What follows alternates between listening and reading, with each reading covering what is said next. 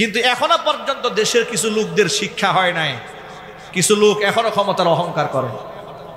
মনে রাখবেন, ক্ষমতার অহংকার যদি কলিজা থেকে না যায় তাহলে স্বৈরাচারী হাসিনার যে পরিণতি হয়েছে আপনারও সেই পরিণতি হবে। সাবধান হয়ে যান। আলেম ওলামাদেরকে রেসপেক্ট করেন, সম্মান করেন, ইজ্জত করেন, আল্লাহ ওয়ালাদেরকে সম্মান দেন, আল্লাহর কোরআনকে সম্মান দেন। এই দেশ, এই রাষ্ট্র এই কোরআন দিয়ে শাসিত হোক, এটাকে আমরা চাই কিনা? চিৎকার দিয়ে বলতে হবে, চাই কিনা? মন থেকে চান? আল্লাহকে দেখান, আল্লাহকে দেখায় যান, আল্লাহ তোমার কোরআনের জন্য আমরা বাঁচতে চাই, কোরআনের জন্য মরতে চাই। চিল্লায় বলেন ইনশাআল্লাহ, চিল্লায় বলেন ইনশাআল্লাহ। ব্যক্তি জীবন, পারিবারিক জীবন, সামাজিক অঙ্গন, রাজনৈতিক অঙ্গন, সকল ক্ষেত্রে ইসলাম ছাড়া জাতির মুক্তির কোনো পথ নাই। ঠিক কিনা? বছরের পর বছর আপনারা রক্ত দিয়েছেন, জীবন দিয়েছেন শান্তির জন্য, নিরাপত্তার জন্য। দেশের নিরাপত্তা আছে? শান্তি আছে? নারীর ইজ্জত এই দেশে আছে? তার থাকবে না, কোনো দিন থাকবে না যতদিন না পর্যন্ত আল্লাহ কোরআন সমাজে বাস্তবায়িত না হয়। এই কথাগুলো একসময় আমরা মাহফিলে বলতেও পারতাম না, আল্লাহ বলার সুযোগ তৈরি করে দিয়েছেন। ইনশাআল্লাহ বেঁচে আছি যতদিন কোরআনের পক্ষে কথা বলে যাব ততদিন। আপনারা কি আমাদের সাথে আছেন তো ইনশাআল্লাহ? না আপনাদের কোনো ভয় আছে? চিলে মানে ভয় আছে?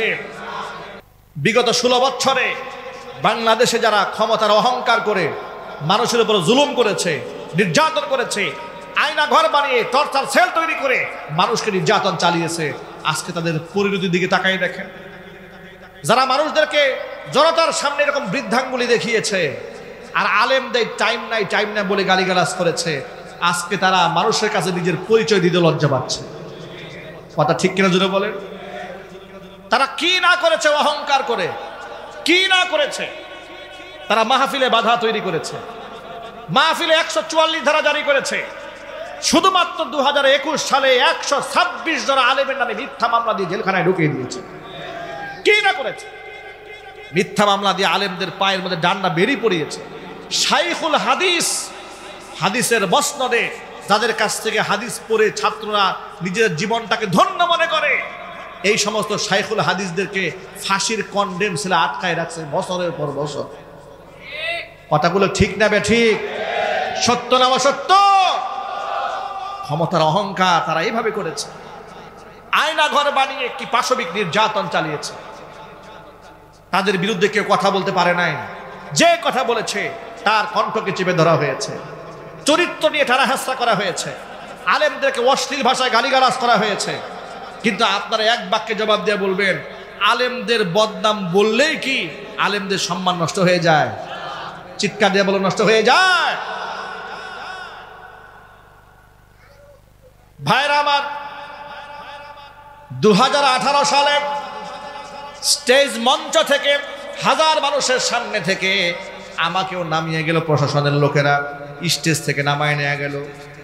জিজ্ঞেস করলাম পুলিশের সদস্যদেরকে, ভাই আমার অপরাধ কোথায় নিয়ে যাচ্ছেন? বলে থানায়। অপরাধটা কি? বলে হুজুর কিচ্ছু বলতে পারবে, সব উপরের নির্দেশ। কার নির্দেশ? উপরের। নিয়ে রাখলো থানা গারদে। শরীর খুব দুর্বল, মাহফিল থেকে এসছি, ঠিক মতো ঘুম নাই, খাওয়া নাই, প্রচণ্ড শীত। 2018 সালের 8ই ফেব্রুয়ারি শীতের দিনে আটকায় রাখলো, ওয়াজের দিনে। সকালবেলা কুটে তুলেছে, মামলার এজাহারে লেখা আছে গুপ্ত বৈঠক থেকে আনা হয়েছে, আমাদের কাছে 16টা ককটেল বোমা পাওয়া গেছে। এ হচ্ছে ককটেল বোমা মামলার 1 নাম্বার আসামি হলাম আমি। কয় নাম্বার আসামি? 150 জনের মধ্যে আমি 1 নাম্বার আসামি। এই হচ্ছে আচরণ। যে মসজিদে জুমার খুতবা দেই, প্রশাসনের লোকেরা এসে বললো জুমা পড়াতে পারবেন না। মসজিদ কর্তৃপক্ষ বলছে অসুবিধা কি? তারা বলে উপরের নির্দেশ। কি হবে পড়ালে? গ্রেফতার হয়ে যাবে। নামাজ পড়াতে দেয় নাই। বললাম যে জুমার নামাজে লম্বা সময় 8 বছর খুতবা দিয়েছি, অন্তত পক্ষে একটা জুমা পড়ায় বিদায় নিয়ে যায় মুসল্লিদের কাছ থেকে। কি বলেন আপনারা? আমি যদি বিদায় ছাড়া হঠাৎ করে মসজিদ থেকে গায়েব হয়ে যায়, কৌতূহল জাগবে না? ইমাম সাহেব গেলেন কোথায়, খতিব সাহেব কোথায় গেলেন, মানুষের মধ্যে নানা কথাবার্তা আসতে পারে। একটা জুমা খুতবা দিয়ে আমি বিদায় নিয়ে যাই। তারা বললেন না, আপনি বিদায় নিতে গেলেই আপনার ভক্তরা মিছিল নিয়ে দাঁড়ায় যাবে। এটা আবার জাতে মাতাল, জাতে মাতাল তাহলে ঠিক।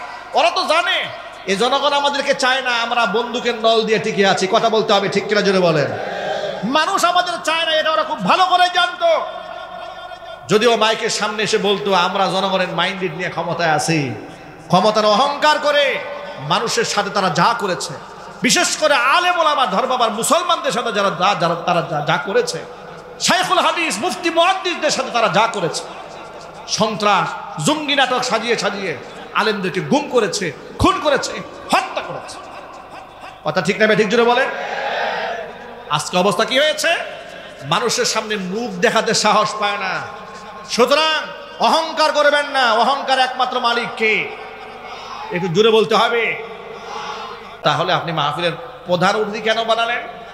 জবাবে বললেন, উনাকে প্রধান অতিথি যদি না বানানো হতো আপনি মাহফিল করার পারমিশন পেতেন না। আগে তো এই অবস্থা গোটা বাংলাদেশে বিরাজ করেছে, এলাকার কোনো পাতি নেতাও যদি থানায় গিয়ে খালি বলেছে যে অমুক মাহফিলটা হবে না, আমাদের পছন্দের বক্তা না, মাহফিল থানা থেকে বন্ধ করে দিয়েছে। কথা ঠিক না ঠিক জোরে বলতে হবে। পারমিশন নিতে নিতে এলাকাবাসীর অবস্থা খারাপ হয়ে গিয়েছে। আমি খুবই অবাক হলাম যে এত বড় ধোঁকাবাজি আমাদের সাথে করা হলো। তিনি বললেন, হুজুর আপনি দূর থেকে এসছেন, এলাকার অনেকেই তাকে চিনে, কিন্তু তার প্রভাবের কারণে তাকে আমরা প্রধান অতিথি রাখতে বাধ্য হয়েছি, তা না হলে সে পাওয়ার দিয়ে মাহফিল বন্ধ করে দেবে। কিন্তু সে এই যে স্টেজ থেকে নেমেই দেখেন মাদকের চালানের টাকা হয়তো নেওয়া শুরু করছে। নাউজুবিল্লাহ জোরে পড়ে। এই জন্য নেতা নির্বাচন করার সময়ে আমাদেরকে সতর্ক হতে হবে, বলেন ইনশাআল্লাহ। ওমরে ফারুক রাদিয়াল্লাহু তাআলা আনহুর মতো নেতা আমাদের দরকার আছে না নাই? আরো জোরে বলেন। দাও খোদা দাও আমায় আবার, ওমর দারাজ দিল। দাও খোদা দাও আমায় আবার, ওমর দারাজ দিল। দাও আলীর মতো বীর সেনানী, আলীর মতো বীর সেনানী, জাগাতে নিখিল। দাও খোদা দাও আমায় আবার, ওমর দারাজ দিল। দাও খোদা দাও আমায় আবার, ওমর দারাজ দিল। জোরে বলুন আমিন। হযরত ওমর রাদিয়াল্লাহু তাআলা আনহু, আল্লাহ রাব্বুল আলামিন তাকে শারঈ মিজাজ দান করেছিলেন। তো মাদকের কথা বলতেছিলাম, মদ আল্লাহ তাআলা 3 ধাপে হারাম করেছেন। কয় ধাপে? প্রথমে আল্লাহ রাব্বুল আলামিন বললেন, ইয়াসআলুনাকা আনিল খামরি ওয়াল মাইসিরি কুল ফীহিমা ইসমুন কাবীরু ওয়া মানাফিউ লিন-নাস ওয়া ইসমুহুমা আকবারু মিন নাফঈহিমা। নবীজি, লোকেরা আপনাকে মদ এবং জুয়া সম্পর্কে আপনার কাছে জানতে চেয়েছে, ফতোয়া কি, সিদ্ধান্তকে আপনি বলে দেন। কুল ফীহিমা ইসমুন কাবীরু ওয়া মানাফিউ লিন-নাস। এই মদ এবং জুয়ার মধ্যে রয়েছে মারাত্মক ধরনের বড় গুনাহ, তবে ইসমুন কাবীরু ওয়া মানাফিউ লিন-নাস, মানুষের জন্য দুনিয়াবি কিছু উপকারও আছে, তবে ওয়া ইসমুহুমা আকবারু মিন নাফঈহিমা, এদের উপকারের চাইতে এর যে গুনাহটা এটা বেশি মারাত্মক। এটা প্রথম ধাপে মদের প্রতি অনীহা সৃষ্টি হওয়ার জন্য আল্লাহ তাআলা মানুষের জন্য স্বভাব সুলভভাবে ধীরে ধীরে মদের প্রতি মানুষের প্রতি ঘৃণা, মানুষের অন্তরে ঘৃণা সৃষ্টি করেছেন। সুবহানাল্লাহ বলেন। আচ্ছা, আল্লাহ যদি এক ধাপে আমাদের জন্য মদ হারাম করতেন, আল্লাহর বিরুদ্ধে কি মিছিল করার কোনো সুযোগ আছে? আরো চিল্লায় বলেন। আল্লাহ বান্দাকে ভালোবাসেন, বান্দা মদের প্রতি আসক্ত, এটা আল্লাহ জানেন না? জানেন। বান্দার জন্য যেন সহজ হয়, আল্লাহ তাআলা সহজভাবে ধীরে ধীরে ধীরে ধীরে মদের ব্যাপারটা মানুষের কাছ থেকে দূরে সরাই দিচ্ছেন। ইসলাম দ্বীনুল ফিতরা, স্বভাবজাত ধর্মের নাম ইসলাম। যেরকম আল্লাহু আকবার গেল এক ধাপে।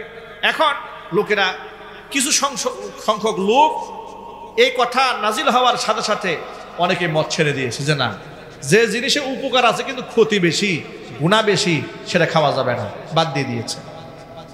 কিছুদিন যাওয়ার পরে মাদক তো আর নিষিদ্ধ করা হয় নাই। মদ নিষিদ্ধ না হওয়ার কারণে একটা অনুষ্ঠানের মধ্যে সাহাবায়ে কেরাম রাদিয়াল্লাহু তাআলা আনহুম আজমাইন, অনুষ্ঠানের মধ্যে খাওয়া দাওয়া শেষ হওয়ার পরে মাদক সেবন করেছে, মদ্যপান করেছে। মদ্যপান করার পরে সাহাবীদের মধ্যে এক কথা আরেক কথার সাথে মারামারি ঝগড়া লেগে গিয়েছে। মাদক সেবন করলে মানুষের সেন্স ঠিক থাকে না, ঠিক থাকে? ঠিক থাকে না। ঝগড়া হয়েছে, বিবাদ হয়েছে। সাহাবায়ে কেরাম নবী করিম সাল্লাল্লাহু আলাইহি ওয়াসাল্লামের কাছে নালিশ দিয়েছে, আল্লাহর সিদ্ধান্ত চেয়েছে। আবার নামাজের মধ্যে দাঁড়িয়েছে, নামাজের মধ্যে সূরা কাফিরুন তেলাওয়াত করতে গিয়ে এদিক সেদিক হয়ে গেছে। যেখানে লা আ'বুদু মা তা'বুদুন হওয়া দরকার, সেখানে বলেছে লা আ'বুদু মা তা'বুদুন। আয়াত উল্টো পাল্টা হয়েছে, অর্থের বিকৃতি সাধন হয়েছে। আবার সাহাবায়ে কেরাম রাসূলের কাছে এসে নালিশ দিয়েছে। কোরআন মাজিদের দ্বিতীয় ধাপ নাজিল হয়েছে মদের ব্যাপারে। দ্বিতীয় ধাপটা কি? ইয়া আইয়ুহাল্লাযীনা আমানু লা তাকরাবুস সালাতা ওয়া আনতুম সুকারা।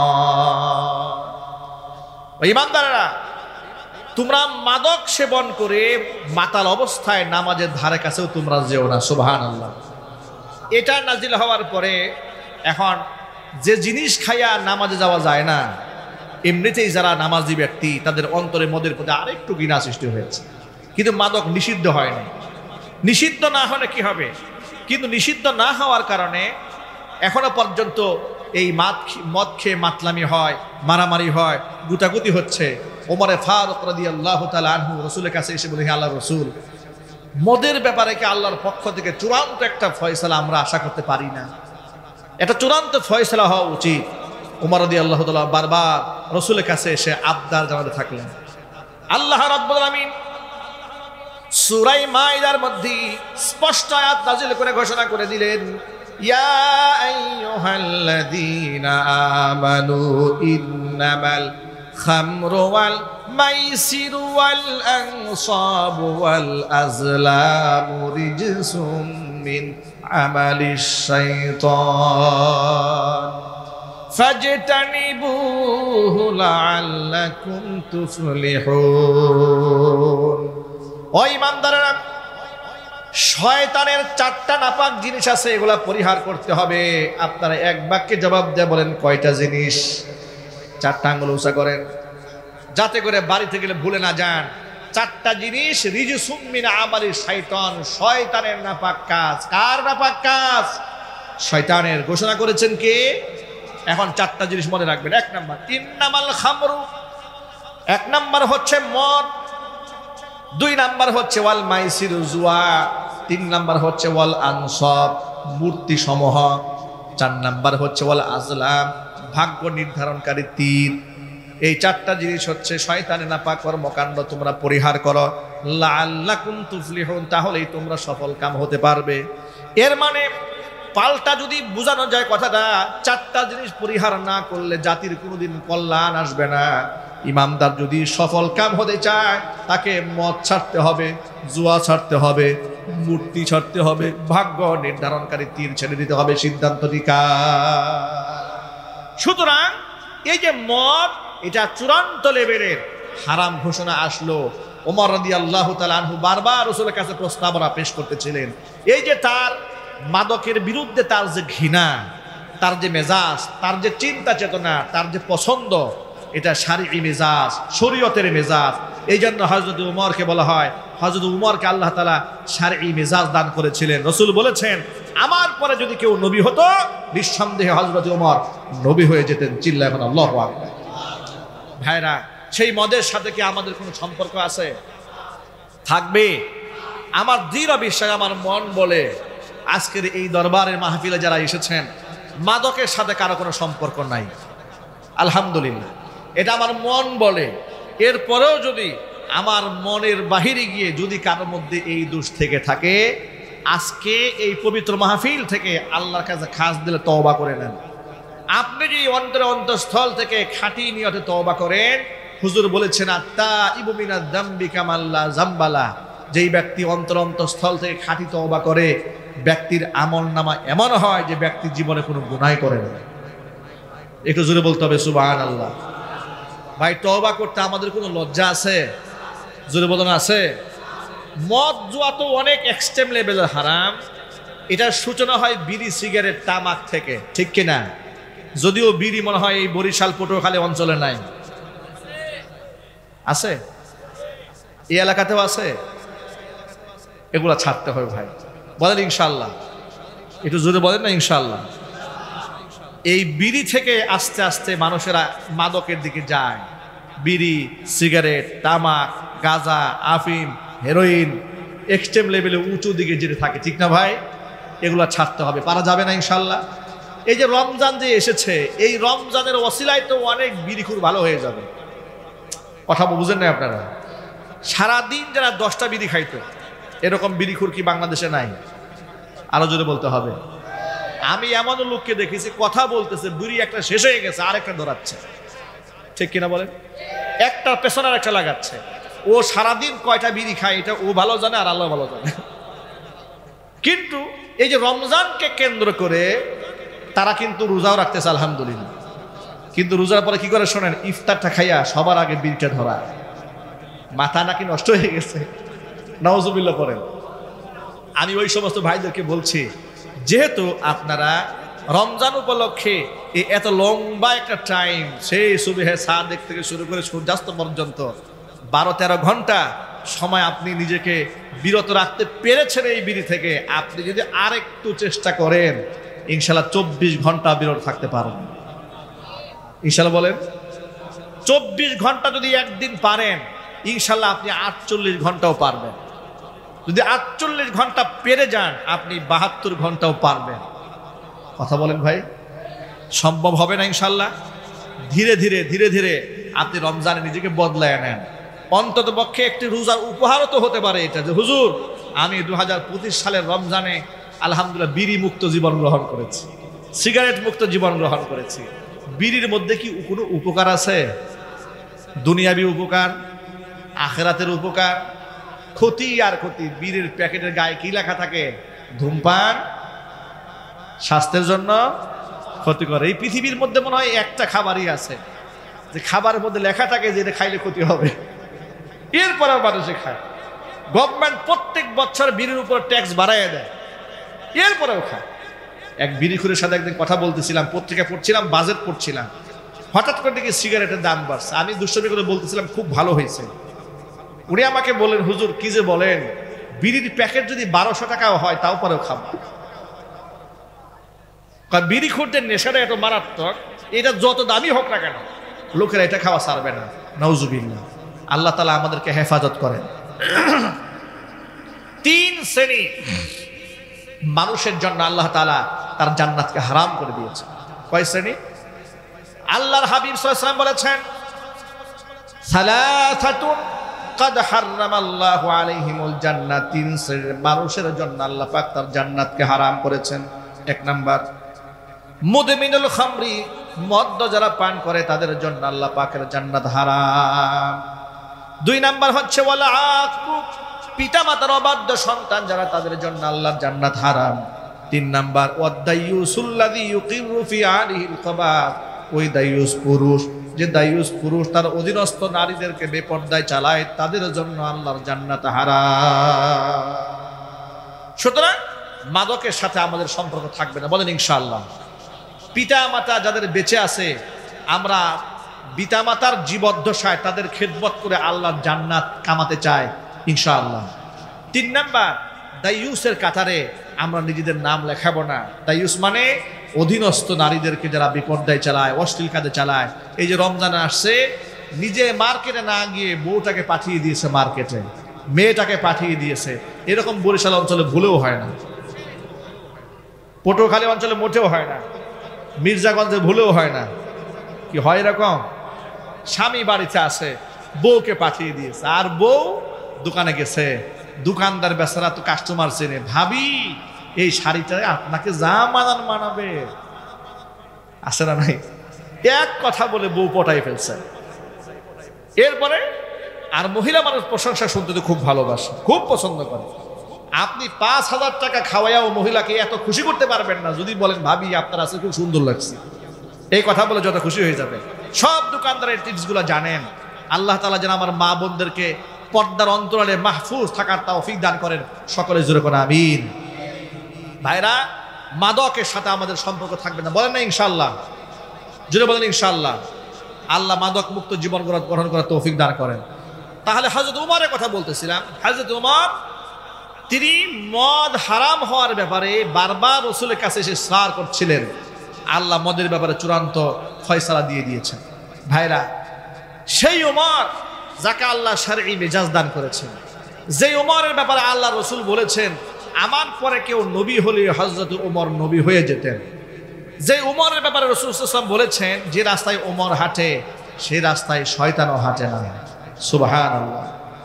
সেই উমর কতটা নিরহংকার দেখেন, অহংকার তার মনের মধ্যে কোনো প্রকার জায়গা দেন নাই। তিনি যখন খলিফাতুল মুসলিমিন ছিলেন, তিনি রাষ্ট্রীয় সফরে হিজরত করে ফিলিস্তিন যাবেন। মদিনাতুল মুনাওয়ারা থেকে রাষ্ট্রীয় সফরে ফিলিস্তিন যাবেন। এই যে মসজিদে আকসা, এই আকসার চাবিগুলো ছিল খ্রিস্টানদের দখলে। এই মসজিদে আকসার ব্যাপারে সন্ধি চুক্তিতে সই করার জন্য হযরত উমরকে ডাকা হয়েছে। রাষ্ট্রীয় সফরে যাবেন, তার সাথী সঙ্গীরা হযরত উমরের জন্য দ্রুতগামী একটা ঘোড়া ঠিক করেছেন। হযরত উমর সে ঘোড়ার উপর সওয়ার হলেন। সিরাতে ইবনে হিশামের মধ্যে এসেছে, তাফসীর ইবনে কাসিরের বর্ণনার মধ্যে পাওয়া যায় ওমর রাদিয়াল্লাহু তাআলা আনহু যখন সে ঘোড়ার উপর সওয়ার হলেন, ঘোড়া এত সজোরে দৌড় দিয়েছে, হযরত উমর তার ঘোড়ার লাগাম টেনে ধরলেন, ঘোড়াকে ব্যাক করে ফিরে নিয়ে আসলেন। আসার পরে সাথী সঙ্গীদেরকে বললেন এই শয়তানটা আমার চোখের সামনে থেকে সরায় নিয়ে যাও, আমার দুর্বল উটনি আমার কাছে নিয়ে আসো। সাথী সঙ্গীরা বলছেন আমিরুল মুমিনিন আপনি ঘোড়াকে শয়তান বললেন কেন? ঘোড়াকে আপনি শয়তান কেন বললেন? হযরত উমর বলেন আমি যখন ঘোড়ার উপর উঠেছি, ঘোড়া যখন আমাকে নিয়ে সজোরে দৌড় দিয়েছে, আমার মনের মধ্যে একটা ভাবের উদয় হয়েছে, আমার মধ্যে একটা হিরো হিরো একটা ভাব তৈরি হয়েছে। যে ঘোড়া আমার মনের মধ্যে ভাবের তৈরি করে ওটা ঘোড়া নয়, ওটা শয়তান। চিল্লায় এখন আল্লাহু আকবার। সামান্যতম অহংকার অন্তরে ধাক্কা দিয়েছে, ঘোড়াকে নামিয়ে দিয়েছে, ঘোড়াকে সরিয়ে দিয়ে বলেছে এটা ঘোড়া নয়, এটা শয়তান। অথচ আমাদের মধ্যে কত ভাব, আমরা ভালো একটা গাড়ি কিনলে আমাদের গরমে এলাকায় থাকা যায় না, কথা ঠিক না ঠিক বলেন? এটা বাইক কিনলে বাইকের গরমে ইয়াং জেনারেশন, অল্প বয়সের ছেলেরা, তরুণ প্রজন্মের লোকেরা তারা কি করে? ছেলেরা একদম পিছনের সিলেন্সার পাইপ খুলে আর মুটা একটা লাগায়, এরপরে এমনভাবে আওয়াজ দেওয়া শুরু করে যে বাড়িতে বসবাস করা মুশকিল হয়ে যায়, কথা ঠিক না ঠিক বলেন? এরপরে উড়া ধুরা রাস্তায় চালাতে থাকে, মাথা ঠিক থাকে না, একদম দৌড়াতে দৌড়াতে টাকের নিচে গিয়ে ঢোকে, একদম খাল পারে গিয়ে ব্রিজ পার হয়ে উপরে গিয়ে ব্রিজ সহ সাইড দিয়ে ফেলছে, মাথা ঠিক নাই তো। এরকম অস্থিরতাকে আসে না নাই? আল্লাহ আমাদেরকে তুমি বিনয়ী বানায় দাও, জোরে কর না আমিন। ভাই অন্তর থেকে সব ফেলে দেন, ঝেড়ে মুছে সাফ করে ফেলেন, অন্তরকে পরিশুদ্ধ করেন। আপনি নিজেকে বুঝান আমি কিছুই না, আমার মতো গুনাহগার এই পৃথিবীতে আর কেউ নেই। হযরত উমরের মতো সাহাবী যার ব্যাপারে আল্লাহ নবী বলেছেন উমর ফিল জান্নাহ, হযরত উমর জান্নাতি, সে উমরে ফারুক রাদিয়াল্লাহু তাআলা আনহু। তিনি আল্লাহর কাছে সব সময় কথা বলে দোয়া করতেন, আল্লাহুম্মা রযুকনি শাহাদাতান ফি সাবিলিক ওয়াজআল মাউতি ফি বালাদি রাসূলিক। আল্লাহ তাআলা তুমি আমাকে তোমার পথে শাহাদাতের মৃত্যু দান করো, তোমার নবীর দেশে আল্লাহ তুমি আমার মৃত্যু ঘটায়া দাও। আল্লাহর কাছে দোয়া মঞ্জুর হয়েছে। ফজরের নামাজের ইমামতিরত অবস্থায় পিছন দিক থেকে শত্রু তার পেটের মধ্যে ছুরি ঢুকিয়ে দিয়েছে, অবস্থা এমন হয়েছে পেট চিরে ভুঁড়ি বের হয়ে গেছে। তিনি নামাজ ছাড়লেন, নামাজ শেষ করলেন। নামাজ শেষ করার পরে ডাক্তার এসেছে চিকিৎসা দেওয়ার জন্য, হাকিম আসছেন চিকিৎসা দেওয়ার জন্য, শারীরিক অবস্থা পর্যবেক্ষণ করার জন্য। হযরত উমর ফারুক রাদিয়াল্লাহু তাআলা আনহুকে এক গ্লাস দুধ পান করালেন। দুধ পান করার সাথে সাথে দেখা গেল পেটের মধ্যে দুধ ঢুকেছে, এক ছিদ্র দিয়ে পেট ছিদ্র যেহেতু হয়ে গেছে, নার কেটে গেছে, পেটের ভিতর থেকে দুধগুলো সব বের হয়ে গেছে। এই দৃশ্য দেখে হাকিম বুঝতে পারলেন উনাকে বেশিক্ষণ আর বাঁচিয়ে রাখা সম্ভব হবে না। উমরে ফারুক রাদিয়াল্লাহু তাআলা আনহুকে ডেকে বললেন, খলিফাতুল মুসলিমিন, আপনার শারীরিক যে কন্ডিশন, আপনাকে বেশিক্ষণ টিকিয়ে রাখা হয়তো বা সম্ভব হবে না। আপনার যদি কোনো ওসিয়তনামা থেকে থাকে, সেই ওসিয়তের কর্ম আপনি সম্পাদন করে নেন। ওমর রাদিয়াল্লাহু তাআলা আনহু নিজের ছেলে আব্দুল্লাহ ইবনে ওমর রাদিয়াল্লাহু তাআলা আনহু তাকে ডাকলেন। আব্দুল্লাহকে ডেকে বলেন, আব্দুল্লাহ রে, নবীজির সাহাবী হুযায়ফা ইবনুল ইয়ামান রাদিয়াল্লাহু তাআলা আনহুকে একটু ডাকো, তার সাথে আমার জরুরি একটা আলাপ আছে। হুযায়ফা রাদিয়াল্লাহু তাআলা আনহুকে সামনে আনা হলো। হুযায়ফা আল্লাহর নবী সাল্লাল্লাহু আলাইহি ওয়াসাল্লামের ওই সাহাবী ছিলেন যে সাহাবীর কাছে 12 জন মুনাফিকের নামের তালিকা নবীজি দিয়েছিলেন। হুযায়ফাকে ডেকে খলিফাতুল মুসলিমিন হযরত ওমর বলছেন, হুযায়ফা, আল্লাহ নামের কসম করে বলি, আমাকে একটুখানি শুধু বলে দাও, আল্লাহর নবী যে তোমার হাতে 12 জন মুনাফিকের নামের তালিকা দান করেছিলেন, ওই 12 জন মুনাফিকের নামের মধ্যে আমি উমরের নামটা কি আছে নাকি? হযরত হুযায়ফা এই কথা শুনে কেঁদে জারজার হয়ে যাচ্ছেন। খলিফা বলে কি, তার নাম থাকবে মুনাফিকদের নামের তালিকায়, যার নাম ফারুক? আল্লাহু আকবার জোরে বলেন। হুযায়ফা কথা শুনে স্তব্ধ হয়ে গেলেন, চোখের পানি ছেড়ে কান্না করলেন। আবার খলিফাতুল মুসলিমিন হুযায়ফাকে বলছে, হুযায়ফা, আল্লাহর নামের কসম দিয়ে বলছি তোমাকে, আমাকে শুধু একটা বারের জন্য বলো যে 12 জন মুনাফিকের নামের তালিকা নবীজি তোমার হাতে তুলে দিয়েছিলেন, ওই মুনাফিকদের তালিকার মধ্যে আমি উমরের নামটা কি আছে নাকি? হুযায়ফা রাদিয়াল্লাহু তাআলা আনহু বললেন, আল্লাহর কসম করে বলছি, আল্লাহর কসম করে বলছি ওমর, নবীজি সাল্লাল্লাহু আলাইহি ওয়াসাল্লাম যে 12 জন মুনাফিকের নামের তালিকা আমার হাতে দিয়েছেন, সেই তালিকার মধ্যে আপনার নাম নাই। ওমর রাদিয়াল্লাহু তাআলা আনহু এতটুকু আশ্বস্ত হলেন। আশ্বস্ত হওয়ার পরে ছেলেকে ডেকে বলছেন, আব্দুল্লাহ রে, হুযায়ফা তো আমাকে আশ্বস্ত করেছে মুনাফিকদের নামের তালিকা আমার নাম নাই, কিন্তু আমার মৃত্যুর পরে তুমি দেখে নিও তো হুযায়ফা আমার জানাজা শামিল হয় নাকি। হুযায়ফা যদি আমার জানাজা পড়ে তোমরা ধরে নিও আমি মুনাফিক ছিলাম না। চিল্লায় বলেন সুবহানাল্লাহ। হুযায়ফা যদি আমার জানাজা না পড়ে বুঝে নিও আমি মুনাফিক হয়ে ধ্বংস হয়ে গেছি। বিনয় কাকে বলে? আল্লাহ পাকের এত মুকাররব, এত নৈকট্য প্রাপ্ত বান্দা ভয় আছেন আমার নামটা মুনাফিকদের কাতারে আছে নাকি? আর আমাদের মধ্যে সুদখোর, ঘুষখোর, মিথ্যাবাদী, নামাজ পড়ে না, বেনামাজ, নিজেরা আল্লাহর ওলি মনে করে সারাদিন। কথা ঠিক না ঠিক জোরে বলে? মনে করে জান্নাতে গেলে তো আমি একাই যাবো, আর কেউ যাবে, এরকম একটা ভাবছে। নামাজও পড়ে না, রোজাও রাখে না, হজও করে না, যাকাতও দেয় না, চায়ের দোকানে বসে সারাদিন আলেমের নামে সমালোচনা, ফতুয়াবাজি। আছে না নাই জোরে বলেন? আছে, ভণ্ডামি আছে। হযরত ওমর এবার নিজের ছেলে আব্দুল্লাহ ইবনে ওমরকে ডেকে বলে, আব্দুল্লাহ রে শোনো, এবার তুমি মা আয়েশার কাছে যাবে। মা আয়েশা রাদিয়াল্লাহু তাআলা আনহার হুজরাখানায় গিয়ে তার কাছ থেকে একটা পারমিশন নেবে, আমার পক্ষ থেকে সালাম জানাবে, আর বলবে উমর ইবনুল খাত্তাবের পক্ষ থেকে আপনাকে সালাম দেওয়া হয়েছে, আর আপনার কাছ থেকে হযরত উমর জীবনের শেষ মুহূর্তে একখানা আবদার জানিয়েছে। সে আবদারখানা হচ্ছে আপনার হুজরাখানার ভিতরে যেখানে মুহাম্মদ সাল্লাল্লাহু আলাইহি ওয়াসাল্লাম শুয়ে আছেন, আপনার পিতা আবু বকর সিদ্দিক রাদিয়াল্লাহু তাআলা আনহু শুয়ে আছেন, সেখানে আরেকখানা কবরের জায়গা বাকি আছে, ওই জায়গা হযরত উমর রাদিয়াল্লাহু তাআলা আনহু আপনার কাছে আবদার জানিয়েছে। আর এই আবদারটা জানাবার সময় আমার নামের শুরুতে আমিরুল মুমিনিন এই প্রস্তাব দিবে না, বলবা মিন উমর ইবনুল খাত্তাব, মিন আমিরুল মুমিনিন বলবে না, একটু চিল্লায় বলতে হবে সুবহানাল্লাহ। ঠিক তাই করা হলো। মা আয়েশার কাছে যখন এই সংবাদটা দেওয়া হলো যে আমিরুল মুমিনিন খুব মুমূর্ষু অবস্থায় আছেন, আপনার কাছ থেকে তিনি আবদার জানিয়েছেন আপনার হুজরাখানার ভেতরে রসুলের সাথে তার দুই সাথী আবু বকর রাদিয়াল্লাহু তাআলা আনহু এবং মুহাম্মদ সাল্লাল্লাহু আলাইহি ওয়াসাল্লাম তাদের সাথে তিনি সাথী হয়ে থাকতে চান, এ কথা শুনে মা আয়েশা খুব কান্না করলেন, অনেক কাঁদলেন, কেঁদে বললেন এই জায়গাটা আমি আমার নিজের জন্য রেখে দিয়েছিলাম, কিন্তু উমর যেহেতু আবদার জানিয়েছে আমার নিজের অধিকারটা আমি উমরকে ছেড়ে দিলাম। উমরের কাছে এসে সংবাদটা দেওয়া হলো। হযরত উমর বললেন আমি এখনো বেঁচে আছি, তো হয়তো মা আয়েশা আমার দিকে তাকিয়ে রাজি হয়েছে, কিন্তু আমার ইন্তেকালের পরে আমার লাশটা মা আয়েশার ঘরের সামনে নিয়ে শেষবারের মতো আরেকবার পারমিশন চাইবে। তো শেষবারের মতো মৃত্যুর পরে যখন আমার কোনো পরিচয় থাকবে না, আমার কোনো দাম থাকবে না, আমার কোনো কর্তৃত্ব থাকবে না, কৃতিত্ব থাকবে না, তখন মা আয়েশার ঘরের সামনে গিয়ে আমি উমরের পক্ষ থেকে একটু আবদার জানাইও, যদি তিনি গ্রহণ করেন আমাকে সেখানে মাকবুল, আমাকে মাদফুন করে দিও। যদি তিনি অ্যাকসেপ্ট না করেন সাধারণ মুসল্লিদেরকে যেখানে মাদফুন করা হয়েছে সাধারণ গুরুস্থান আমাকে কবর দিয়ে দিও। সুবহানাল্লাহ বলবেন না ভাই? আমাদের জন্য শিক্ষা, আমরা তো 2 রাকাত তাহাজ্জুদে নামাজ পড়ে মনে করি আমার চাইতে বড় ওলি আর পৃথিবীতে আর কেউ নাই।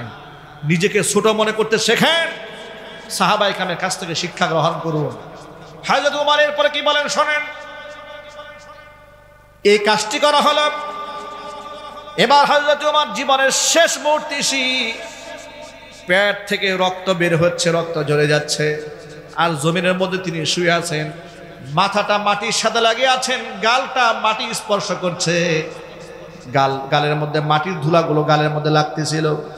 দৃশ্য দেখে আব্দুল্লাহ ইবনে ওমর হযরত উমরের ছেলে উমরের মাথাটা উঁচা করে উরুর মধ্যে নেওয়ার চেষ্টা করলেন। হযরত উমর বললেন রে ছেলে, মাথা উঁচা করে উরুর মধ্যে নিও না, জমিনের সাথে মাটির সাথে আমার গালটা লেগে থাকতে দাও, মাটির সাথে আমার গালটা, মাটির সাথে আমার মাথাটা লেগে থাকতে দাও। জীবনের শেষ মুহূর্তে এসে আমি আমার মনিবের কাছে এইভাবে চলে যেতে চাই, আমার মনিবের সান্নিধ্যে আমার মনিবকে বুঝাই দিতে চাই আমি উমর নিজেকে কিছুই মনে করি না, আমি তার একনিষ্ঠ গোলাম, আমি তার এমন গোলাম, আমি আমার মাথা আমার গালটা মাটির সাথে মিশাইয়া আল্লাহর দাসত্বে চিরতরে নিজেকে শেষ করে দিয়েছি। জোরে বলেন সুবহানাল্লাহ। কোরআন বলেছে লা তামশি ফিল আরদি মারহা, জমিনে অহংকার করে হেঁটো না, ইন্নাকা লান তাখরিকাল আরদা ওয়া লান তাবলুগাল জিবালা তুলা, তুমি অহংকার করে কি করতে পারবে? আমার জমিন লাঠি দিয়ে ফাটাই ফেলতে পারবে? আমার জমিনে মাথা উঁচু করে আমার পাহাড়ের উচ্চতাকে ছাড়িয়ে দিতে পারবে? খবরদার বান্দা, অহংকার করবে না। হাদিসে কুদসিতে এসেছে আল কিবরিয়া ও রিদাই ওয়াল আজমাতু ইজারি, অহংকার হচ্ছে আমার গায়ের চাদর, বরত্ব হচ্ছে আমি আল্লাহর পরনের লুঙ্গি। কেউ যদি অহংকার করে আমার গায়ের চাদর ধরে টান দেয়, কেউ যদি নিজেকে খুব বড় মনে করে আমার পরনের লুঙ্গি ধরে টান দেয়। যে ব্যক্তি আমার গায়ের চাদর ধরে টান দেয় ঘাড় মটকায় তাকে আমি জাহান্নামে নিক্ষেপ করবো। নাউযুবিল্লাহি মিন যালিক।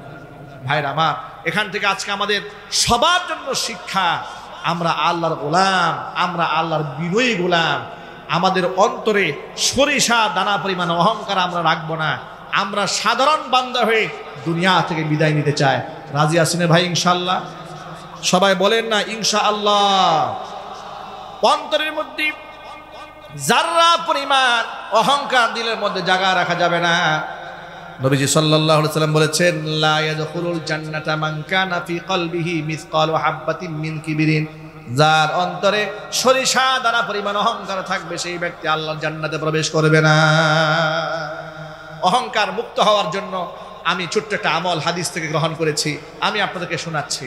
হুজুরে পাক সাল্লাল্লাহু আলাইহি সাল্লাম বলেছেন মান বাদাআ বিস সালাম ফাকাদ বারিআ মিনাল কিবরি, যেই ব্যক্তি আগে সালাম দেয় সেই ব্যক্তি অহংকার থেকে মুক্ত হয়ে যায়। এই আম সবকটা সকলেই গ্রহণ করেন। আজকের পর থেকে কেউ সালাম পাওয়ার অপেক্ষায় থাকবো না, আমি আলেম থাকবো না, আমি খতিব, আমি অপেক্ষায় থাকবো না সবাই আমাকে সালাম দেবে, আমি সকলকে আগে সালাম দেব। প্রতিযোগিতামূলকভাবে আগে সালাম দিলে কি ইজ্জত নষ্ট হয়ে যাবে? চিল্লায় বলতে হবে, নষ্ট হবে। আমরা কি আগে সালাম দিতে পারবো ইনশাআল্লাহ? কারা কারা ভাবে হাত দেন, আল্লাহকে দেখায় দেন, আল্লাহ কবুল করেন। জোরে করে আমি। আচ্ছা আপনারা বলেন তো, আল্লাহ রসুলের চাইতে বেশি সম্মানিত ব্যক্তি কি পৃথিবীতে কেউ ছিল? বর্তমানে আছে? ভবিষ্যতে হওয়ার কোনো সম্ভাবনা আছে? রসুলের চাইতে বেশি মান সম্মান কারো আছে?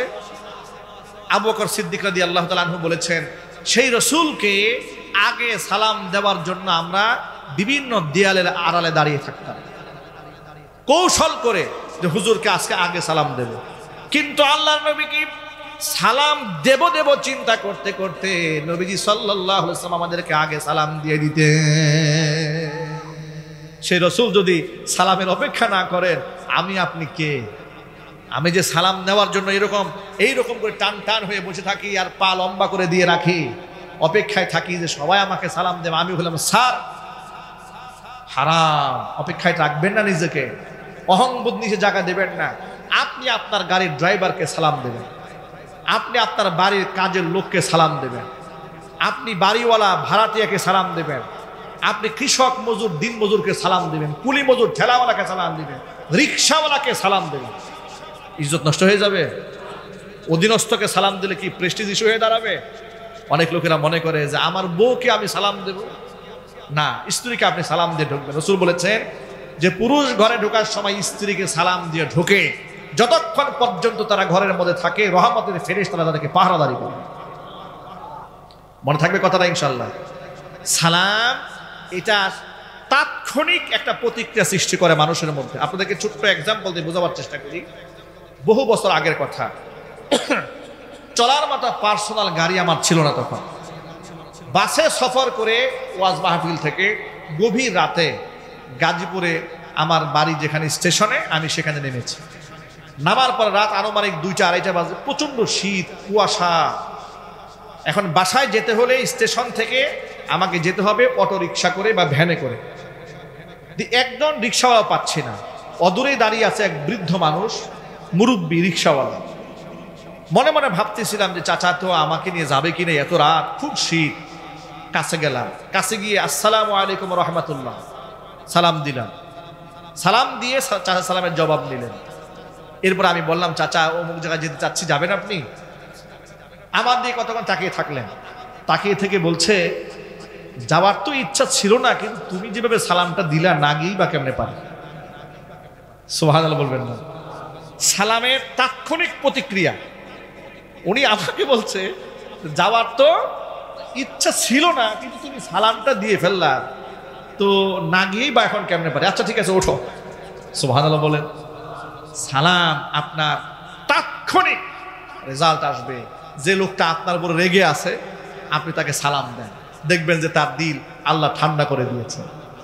আপনার বউ আপনার সাথে অভিমান করেছে, আপনি সালাম দেন ডান পাশ থেকে, রাগে বাম পাশে মুখ ঘুরিয়ে নিয়েছে, বাম থেকে গিয়ে আরেকটা সালাম দিয়ে দেন।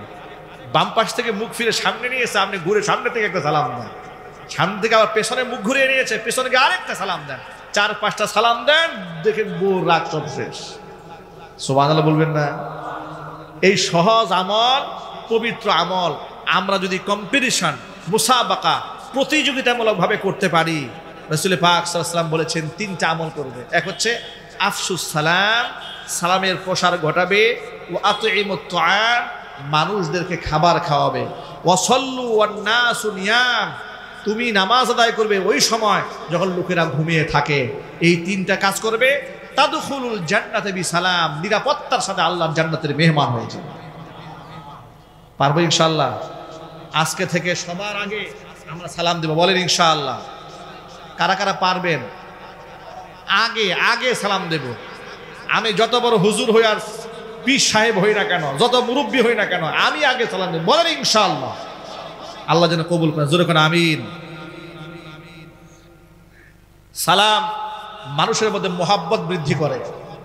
সালাম মানুষের সমাজের মধ্যে শান্তি বিরাজ করে। সালামের মাধ্যমে মানুষের মধ্যে মোহাব্বত তৈরি করে, শ্রদ্ধাবোধ বাড়িয়ে দেয়। সালাম দিলে অহংকার মুক্ত হয়ে যায়। হুজুর বলেছেন, যে আগে সালাম দেয় সে অহংকার থেকে মুক্ত হয়ে যায়। এই জন্য আমরা অহংকার মুক্ত হওয়ার জন্য আগে সালাম দেব, বলেন ইনশাআল্লাহ। আল্লাহ যেন কবুল করেন, জোরে করে আমিন।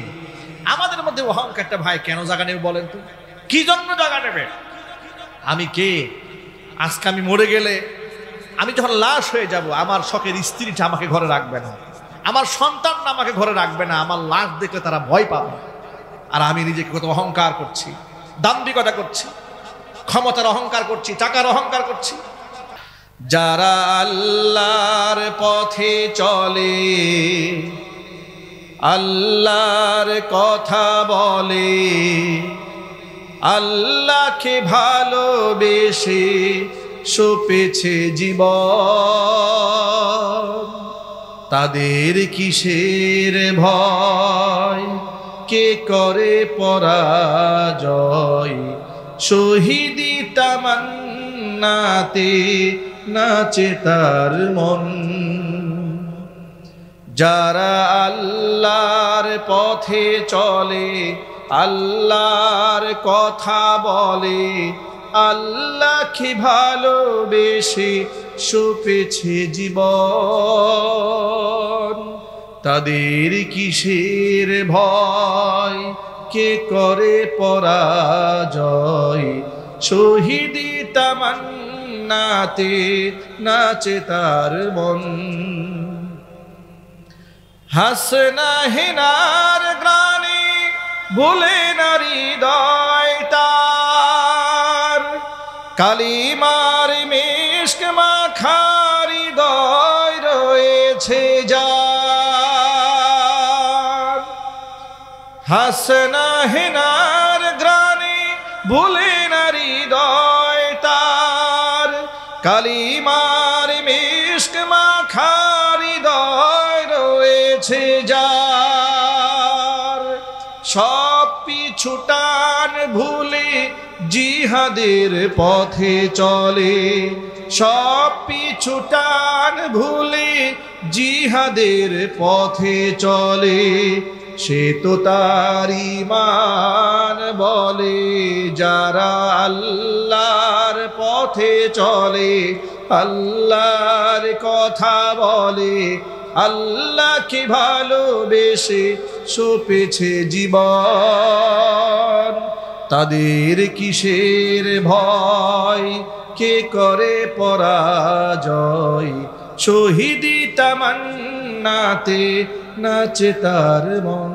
যারা আল্লাহর পথে চলে, আল্লাহর কথা বলে, আল্লাহকে ভালোবেসে সপেছে জীবন, তাদের কিসের ভয়, কে করে পরাজয়, শহীদি তামান্নাতে নাচে তার মন। যারা আল্লাহর পথে চলে, আল্লাহর কথা বলে, তাদের কোনো ভয় থাকে? আরো যদি বলুন, ভয় থাকে। সুতরাং তারা নির্ভীক হয়, তারা একমাত্র ভয় পায় কাকে?